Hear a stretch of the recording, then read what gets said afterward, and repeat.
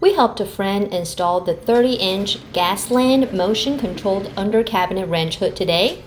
I'll show you how it works and a few steps of setting it up. Here's the on button. Turn on and off the vent by touching the fan button. Change the speed by pressing up or down button. There are 3 speeds, delivering up to 700 CFM airflow, which is suitable for heavy-duty cooking. When the vent is running, press the clock button to set a shutdown timer. Default time is 3 minutes. Keep on pressing to adjust the shutdown time. It goes all the way up to an hour. Or you could just hold the button to adjust it continuously.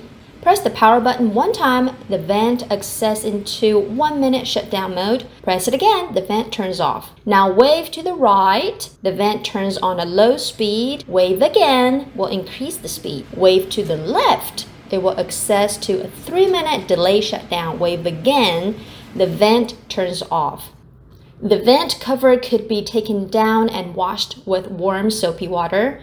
The grease collector part is a bit tricky. I didn't find any instructions about it, how to put it up on the manual, so we played around with it and found out that it could slide onto the back.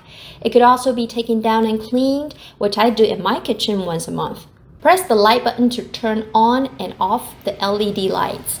These lights are replaceable simply by taking down the light board and putting in new LED lights.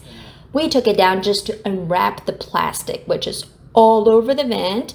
We made a mistake by unwrapping it after it was already mounted onto the wall, so definitely do that before you put up the vent. Since we were replacing an old vent, the installation was not that bad. The pipe was easily connected. If needed, you could use the adapter and the pipe that came in the box. Here's a clip of us installing the wrench hood. Mounting this vent is at least a 2-person job since the vent is very sturdy, very heavy. We needed one person strong enough to hold it up and keep it level in a weird position, and the other person screw it onto the wall and then to the top cabinet. If you don't have a solid wood in the back, the mounting brackets in the package are recommended to be used. You will for sure need a long screwdriver, and make sure don't hurt your back. This is overall a very sturdy, heavy-duty wrench hood. I hope you find this video helpful and have a wonderful day.